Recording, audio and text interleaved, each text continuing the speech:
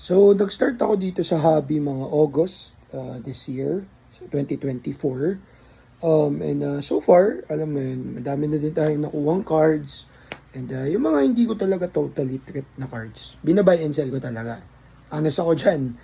Pinapost ko sa FB groups. May Shopee seller account din ako. Hindi ko siya pinapost. Pero yung ibang cards talaga na kinokollect ko, ayun, nasa album ko yun, yung iba nasa display. Actually, hindi lang masyadong maayos yung display ngayon, pero pakita ko sa inyo. Ayun, medyo magulo tong display na to, guys. Meron tayong Murray. Actually, hindi to sa akin, sa tropa ko to. Magkakasama kasi kami sa bahay. Ayan, magkakasama kasi kami sa bahay. So, nothing so special naman sa mga cards na to. It's just, I'm not into yung mahal na cards eh. As long as, alam niyo yun, the player, yung mga ganun. So, and sa tropa yan. And kasi nahila ko na din sila sa pagko-collect. So, and dyan sila sa display. Dati mga cards ko lahat. Pero ako, ayun, may album ako dito. Ito, album. Pakita ko sa inyo yung laman.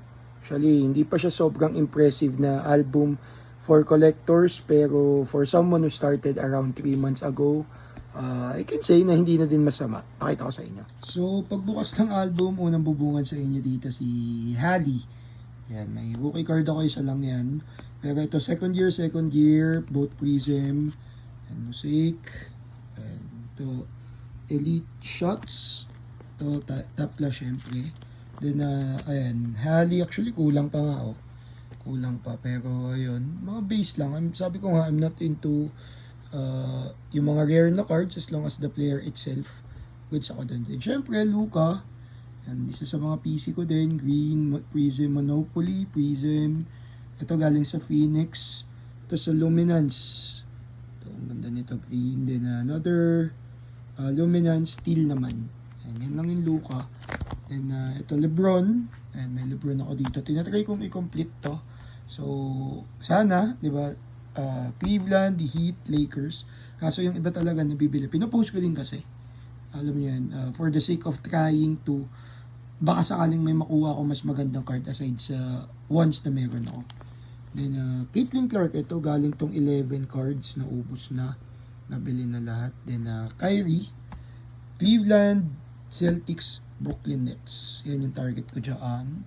Kaso nga, yun yan, nabibenta. Pero dito sa likod niya ni Kyrie, nandyan naman lahat ng Dallas. Actually, kulang-kulang pa nga yan eh. Then, ito yung medyo kompleto ko na page. Brandon Miller.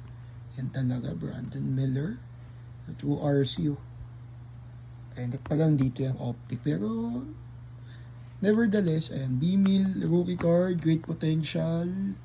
And then, we do have Derek Lively and Amen Thompson. Pinagsama ko na siya. Ayan, D-Live as a Dallas fan. Tapos Amen Thompson, good player din para sa Rockets. Then, we have Bang Bang here. Kawhi and Melo. Tapos, Walker Kessler. Then, Steph Curry. Yan lang yung mga collections ko. So, pero meron ako ditong isang buong box. As in guys, pag nakita nyo, punong-puno talaga to legit ng cards. Mga binibenta ko din to. Pakita ko sa inyo. Meron ako ditong top class. Yung mga box na binubuksan ko. Ayan, nakalagay lang dyan. Nakasort na lahat yan mga boss. Ayan. RC, kung ano-ano pa. Top class base. Ayan, nakasort na lahat yan dyan. KD cards. Ayan. Nakasort lahat yan dyan. Second box. Pakita ko sa inyo. Ayan, yung mga rookies, winners, magkakasama. So, madami-dami na din. Ayan, winners, magkakasama yung mga yan.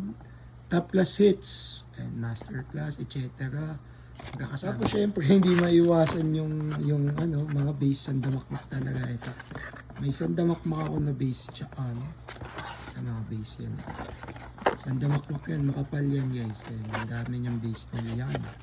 So, nandyan lang yan, nakatabi lang lahat yan. So, ayun guys, share ko lang yung 3 months na pag-NBA cards ko. Masaya siya, promise. Legit, fulfilling siya as a collector. Though, medyo makati din siya sa bulsa. Pero still, the idea na nagko-collect eh. It's good.